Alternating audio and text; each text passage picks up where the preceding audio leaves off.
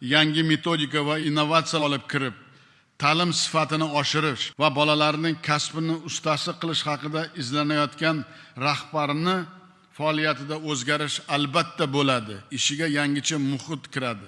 Afsuski, ayrim rahbarlar hali bunaqa yondashuv bilan ishlamayapti. O'zi bilganicha eskicha fikr bilan yuribdi. Ko'ryapsizlarmi, dunyoda kun sayin, soat sayin yoshlar ongini egallash bo'yicha qanday yangi tahdidlar yuzaga kelyapti. Bu muammo bizni chetlab o'tadi deb kim kafolat beradi? Bugundan boshlab yoshlarga mas'ul barcha darajadagi rahbarlar yangi ish tizimiga o'tishi zarur. Mamlakatimizda har haftaning payshanba kuni vazirlik, idora va hokimliklarda yoshlar kuni bo'ladi.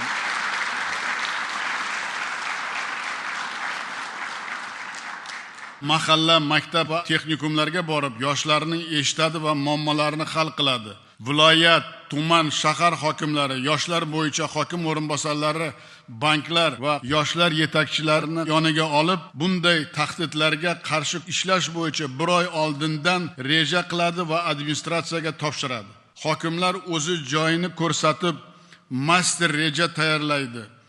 Yoshlarbob savdo servis loyihalarini qiladi va yangi ish o'rinlarini yaratish bo'yicha namuna yaratadi.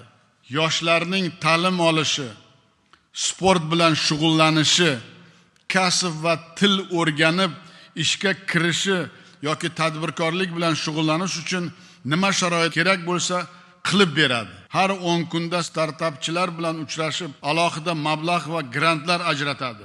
Eng yaxshi tomorqachi, fermer, sanoatchi, startapchi, ijodkor, ma'naviyat va boshqa sohalardagi yoshlar uchun qiziqarli mavzularda tanlov va yarmarkalar o'tkazadi.